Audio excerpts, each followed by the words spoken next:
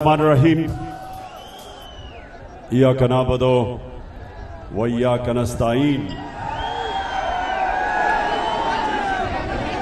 बेशम पहले तो हाथ खड़ा करके बताओ कि मेरी आवाज आप तक पहुंच रही है। शुक्रिया। अच्छा बेशम, खास तौर पे मेरी कौम के नौजवान, मैं आपसे खास तौर पे मुखातिब हूं। नौजवानों, हमारा मुल्क आज से तकरीबन 75 साल पहले एक नारे के ऊपर बना था। मेरे साथ आपने बताना है कि वो नारा क्या था। पाकिस्तान का मतलब क्या? मेरा तेरा रिश्ता क्या? ला इलाहा इल्लल्लाह। यानी कि नौजवानों सुनो, सब हमारे दीन का राज ला इलाहा इल्लल्लाह में है। मतलब कि अल्लाह, तेरे अलावा कोई खुदा नहीं। और जो शिर्क है वो सिर्फ पत्थर के बुतों की पूजा करना शिर्क नहीं। शांगला के नौजवानों, पैसे के बुत की पूजा शिर्क है। झूठ बोलने के बुत की पूजा शिर्क है। और खौफ के बुत की पूजा करना सबसे बड़ा शिर्क है। क्योंकि खौफ एक कौम को, एक इंसान को गुलाम बना देता है। तो शोंगला के नौजवानों, याद रखना, कभी कोई बड़ा इंसान नहीं बना जो सबसे पहले खौफ के बुत को नहीं तोड़ता। तो जो कौम खौफ के बुत को नहीं तोड़ती वो गुलाम बन जाती है। और मैं आज आपके पास आया हूं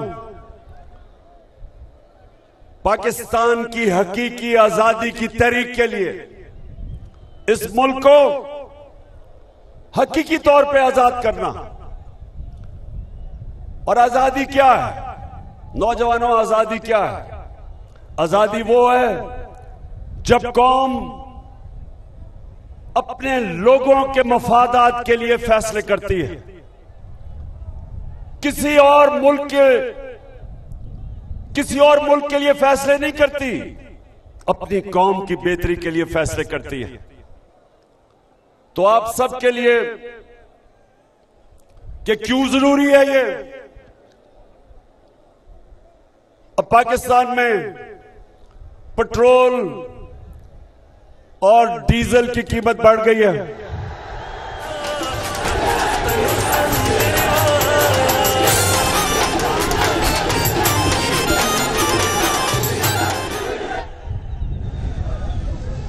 पेट्रोल और फजलुर रहमान की कीमत बढ़ गई है। 30 रुपए लीटर कीमत बढ़ गई है। हिंदुस्तान ने चंद रोज पहले 25 रुपए लीटर कीमत कम की है। क्यों?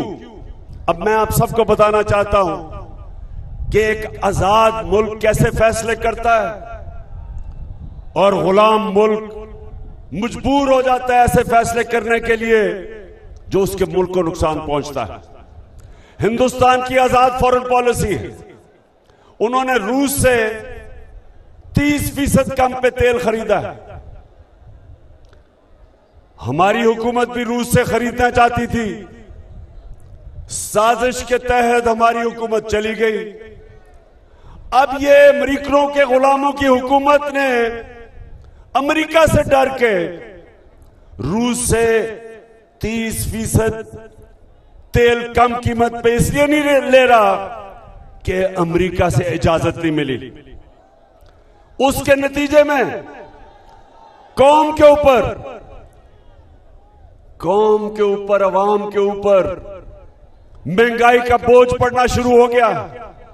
जब डीजल और तेल महंगा होता है, सब कुछ महंगा हो जाता है। तो ये सबसे पहले नुकसान समझें कि हिंदुस्तान के लोग वो रूस से तेल खरीद सकते हैं क्योंकि उनकी आजाद फॉरेन पॉलिसी है। पाकिस्तान नहीं खरीद सकता क्योंकि ये अमेरिका के गुलाम ऊपर बैठ गए। ये अमेरिका की इजाजत के बगैर ये कुछ नहीं करते, और अमेरिका इजाजत नहीं देता क्योंकि उनके रूस से ताल्लुकात खराब हैं। वो पाकिस्तान को इजाजत नहीं देता अपने लोगों को सस्ता पेट्रोल और डीजल बेचने के लिए। तो नौजवानों, आप समझे हो,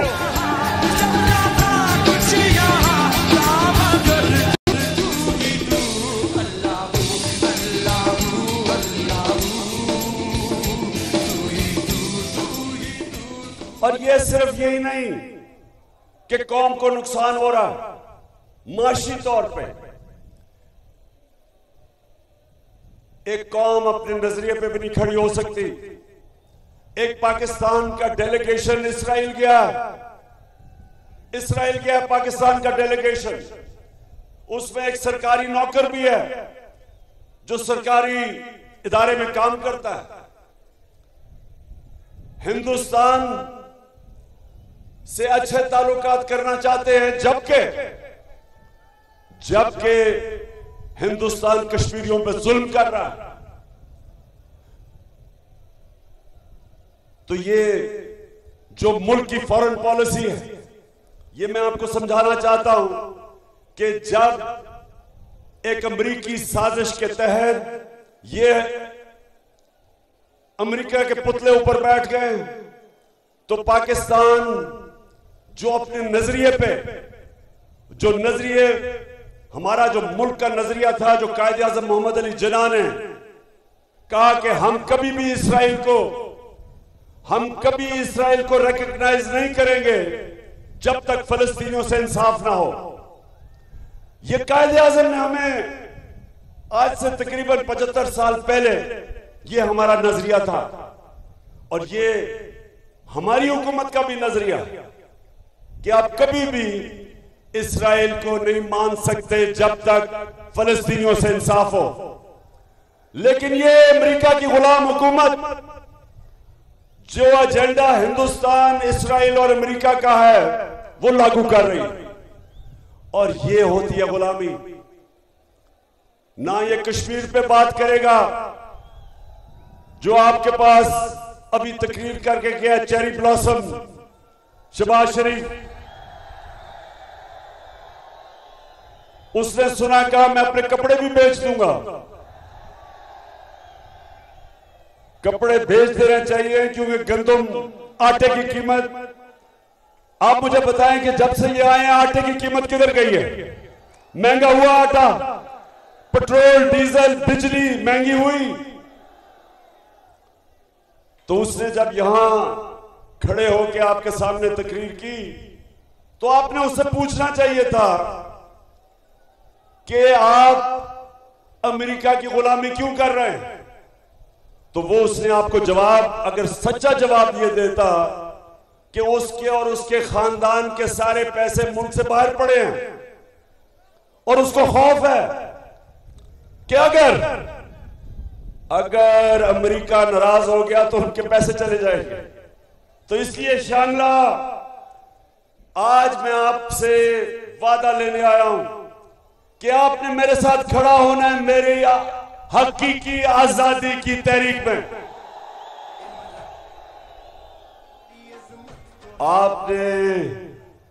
आपने जो अल्लाह से वादा किया हुआ कि ला इलाहा इल्लल्लाह, सिवाय अल्लाह के कोई खुदा नहीं, हम किसी सुपर पावर को नहीं मानते, हम सिर्फ झुकते हैं तो अपने अल्लाह के सामने हम सच पे खड़े होते हैं, हम हक पे खड़े होते हैं, हम खौफ के बुत को तोड़ के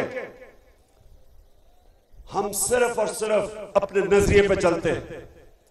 और इसलिए मैं आज आपको सबको तैयार कर रहा हूं। पख्तूनख्वा में मैं हूं, परसों तक अपनी तंजीमें तैयार कर रहा हूं, अपनी पूरी प्लानिंग कर रहा हूं कि इंशाअल्लाह ये जो हमारी आजादी की तहरीक है ये तब तक चलेगी जब तक साफ और शफाफ इलेक्शन ये हुकूमत नहीं करवाएगी।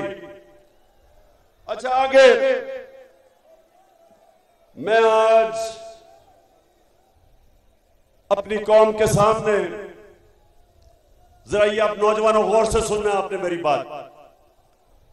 जब इन्होंने अमेरिकी साजिश के तहत, जिधर एक अमेरिकन डोनाल्ड लू, उसने हमारे सफीर को कहा, उसने क्या कहा सफीर को कि अगर तुम इमरान खान को नहीं हटाओगे तो हम पाकिस्तान के लिए मुश्किलें पैदा कर देंगे, और अगर तुम इमरान खान को हटा के चेरी ब्लॉसम शहबाज शरीफ को ले आओगे तो हम तुम्हें माफ कर देंगे। तो मेरे शांगला के नौजवानों, क्या हम इस इंपोर्टेड हुकूमत को मानते हैं? ना ही हमारी कौम मानती है। हमारी कौम चाहती है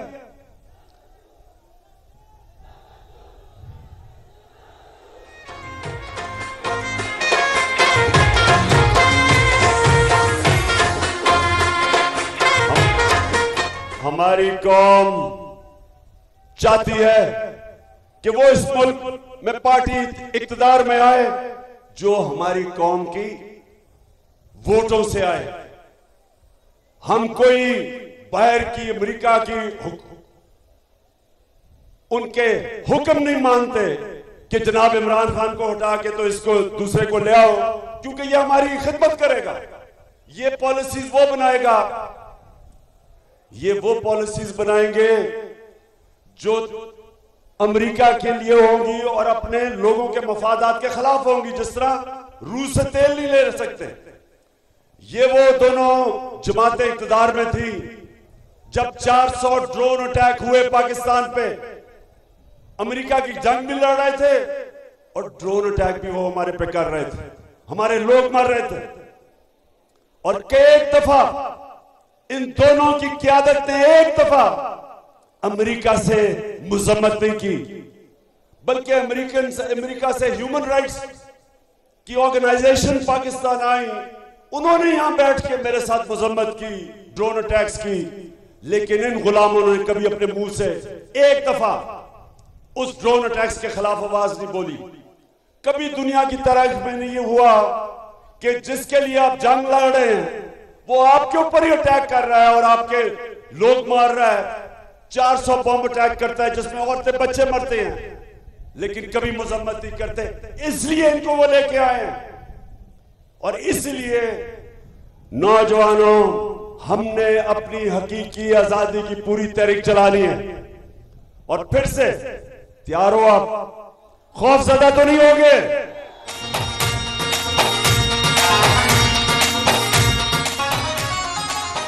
हमारी जब हुकूमत थी तो नौजवानों समझ लो कि पिछले 2 सालों में पाकिस्तान की तारीख में जो तेजी से हमारी दौलत में इजाफा हो रहा था, जिसे कहते हैं जीडीपी ग्रोथ रेट, 5.6% और 6% थी। इसका मतलब मुल्क सही रास्ते पे जा रहा था।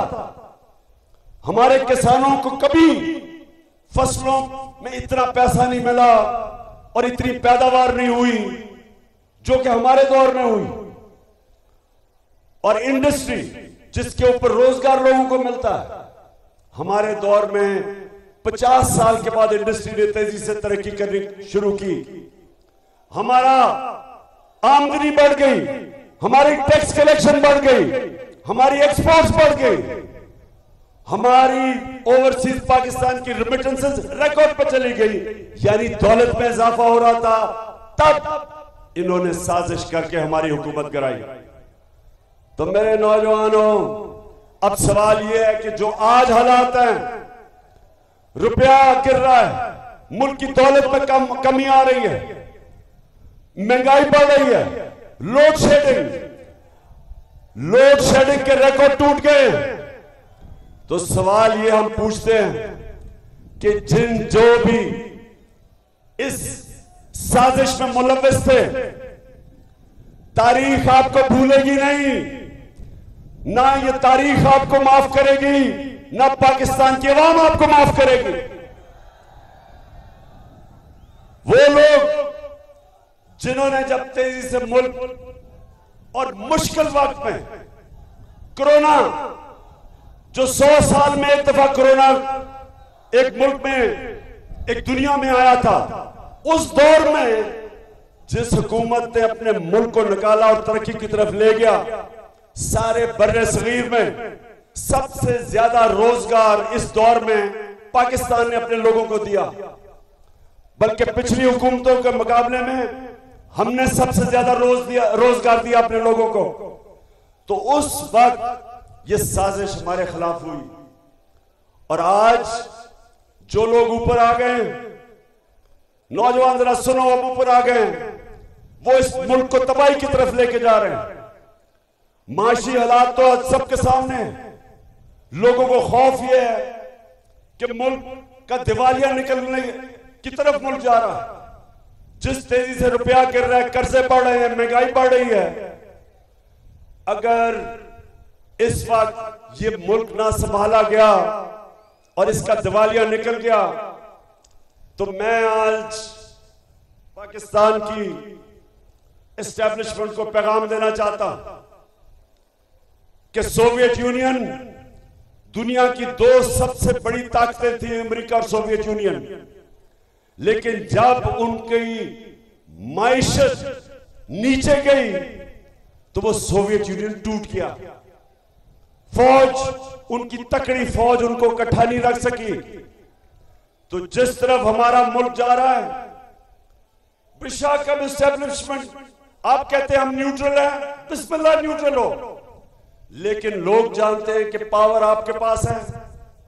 और कौम अगर इस तरफ नीचे, जिस तरफ ये लेके जा रहे हैं, जो चोरों का टोला मुल्क को नीचे लेके जा रहा है, लोग आपकी तरफ देख रहे हैं, और तारीख इस रोल को भी माफ नहीं करेगी कि मुल्क नीचे चला जाए और आप कहें हम न्यूट्रल हैं, और ये चोर जो कि अमेरिका की साजिश की वजह से ऊपर बैठे हुए हैं, ये मुल्क का दिवालिया निकाल दें। ये सिर्फ और सिर्फ इस मुल्क में 2 काम कर रहे हैं। अपने करप्शन के केसेस खत्म कर रहे हैं, नैब को खत्म कर रहे हैं, जिधर इन सबके करप्शन के केसेस हैं। पहले जनरल मुशर्रफ ने इनके करप्शन के केस माफ किए जब उसने एनआरओ दिया, वो सारे माफ हुए। 10 साल में जो करप्शन उन्होंने की, अब ये उसके ऊपर एनआरओ मिल रहा है इनको। जब ताकतवर की करप्शन, जब एक माशरा ताकतवर डाकू को नहीं पकड़ सकता, मेरे नबी सल्लल्लाहु अलैहि वसल्लम ने कहा कि वो कौमें तबाह हो जाती हैं जो ताकतवर डाकू को नहीं पकड़ती और सिर्फ छोटे चोरों को पकड़ती है, वो कौम तबाह हो जाती है। जब आएगा इमरान, सबकी जान बढ़ेगी। और सिर्फ ये अपने केसेस माफ करवा के नैब का इदारा, एफआईए का इदारा सिर्फ तबाह नहीं कर रहे, ये सारे पाकिस्तान के इदारे जिसके ऊपर एक मुल्क खड़ा होता है वो तबाह कर रहे हैं। ये पुलिस का गलत इस्तेमाल कर रहे हैं, ये पुलिस का इस्तेमाल कर रहे हैं झूठे केसेस करने पे, एफआईआर करने पे, डराने धमकाने पे, पुरअमन एहतजाज के ऊपर जिधर औरतें बच्चे थे, इन्होंने जो जुल्म किया, ये सिर्फ पाकिस्तान में एक दफा हुआ था जो मुझे याद है, जब एमआरडी, पीपल्स पार्टी की एमआरडी की मूवमेंट थी, मिलिट्री डिक्टेटरशिप थी, तब जुल्म किया गया था लोगों पे। ऐसे पुरअमन एहतजाज जमहूरियत में हम सबका हक है, उसके ऊपर जुल्म करना किसी जमहूरियत में इजाजत नहीं देता, किसी जमहूरियत का आईन। तो ये वो लोग आए हैं जो, क्योंकि इलेक्शन तो वो जीत नहीं सकते, पब्लिक में तो वो निकल नहीं सकते, अवाम में जाते हैं तो उनको नारे लगते,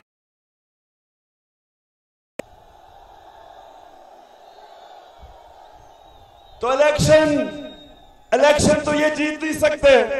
तो इसलिए अभी इलेक्शन कमीशन के साथ मिलके धांधली की पूरी तैयारियां हो रही हैं, हल्का बंदियां की जा रही हैं इनको जताने के लिए। पूरी साजिश हो रही है कि पाकिस्तान की जमहूरियत को तबाह किया जाए। और फिर मीडिया के ऊपर जो पाबंदियां, किसी जमहूरियत के अंदर इस तरह मीडिया के ऊपर पाबंदियां नहीं लगती।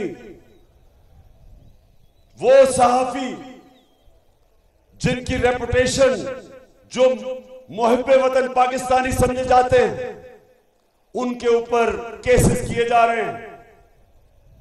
इमरान रियाज खान पे, अरशद शरीफ पे, समी इब्राहिम पे, साबिर शाकिर पे, IRY के ऊपर हर किस्म की, चाहे उसको कभी नीचे कर देते हैं, कभी ऊपर के लोग देख ना सके। बोल्ड टेलीविजन, उसका जो शोएब, उनका जो हेड है, उसके ऊपर केसेस।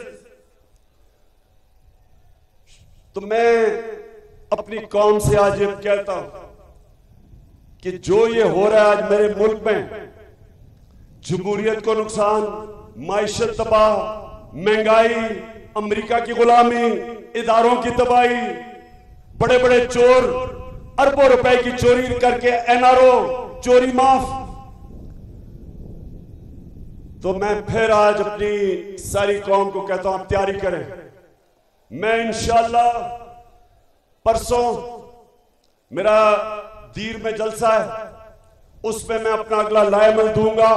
सुप्रीम कोर्ट ने जो फैसला किया है उसके ऊपर हम स्टडी कर रहे हैं। आइन और कानून के बीच में रह के इंशाअल्लाह मैं परसों अपनी तहरीक का आगाज करूंगा। आगाज तो हो चुका है, मेरा मतलब अगला लाएमल दूंगा, और उसमें आपने तैयार होना है। तमाशी दी नवी नवी महफिलों ना दी, नवी स्पिन सहार नवी दजुन खुली रंगु ना दी, नन सर योजे दमुदू गिल मंजर ना दी, ताव शप मैदान दा तणो संदरी वाया वाया वाया, दपोख्तनु संदरी वाया वाया वाया, दपोख्तनु संदरी वाया। आखिर में बेशाम के नौजवानों, मैं आज अब सबके सामने खड़ा होकर कहता हूं कि मुझे पहली दफा, ये मैं आज से एक वो इंसान जो तकरीबन पाकिस्तान के साथ साथ बड़ा हुआ है, तकरीबन मेरी उम्र पाकिस्तान जितनी है, मैं आज आपको सबसे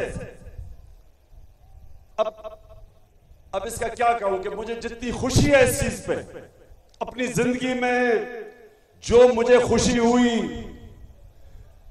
जो मैंने इस्लामाबाद के अंदर 7 घंटे में लोगों को बाहर निकलते देखा, औरतें, बच्चे, फैमिलीज, और जिस तरह उन्होंने उस बाबरियत का मुकाबला किया, जिस तरह की टेयर गैस शेलिंग की गई, जिस तरह औरतों और बच्चों, बूढ़ों के ऊपर बेदर्दी से इस तरह शेलिंग की गई कि दुश्मनों से भी ऐसे नहीं लोग करते। अंग्रेजों ने, एक जनरल डायर था 1919 में, उसने 150 लोगों के ऊपर गोली चला के उनको मार दिया। लेकिन हम गुलाम थे तब, गुलामों के ऊपर कोई बाहर से जो कब्जा करता है वो इस तरह की बारबरियत करता है।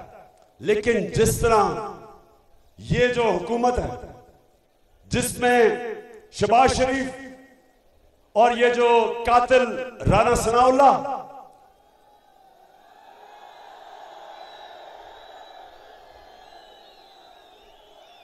और नौजवानों याद रखना, जालिम इंसान हमेशा बुज़दिल होता है।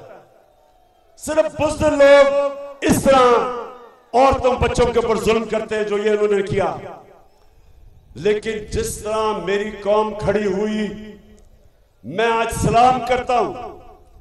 और जितनी मुझे खुशी हुई कि जिस तरह मैंने लोगों को देखा कि इसके बावजूद कि टेयर गैस शेलिंग हो रही है और वो शेल इस्तेमाल किए जा रहे हैं जो दहशतगर्दों पे करते हैं, उसके बावजूद लोग खड़े रहे घंटों तक, वो सामने खड़े रहे इनके, और उन्होंने बताया कि हम एक आजाद कौम है, हम किसी से खौफजदा नहीं है, ये कौम गुलामी नहीं कबूल करेगी, ये कौम इंपोर्टेड हुकूमत नहीं कबूल करेगी।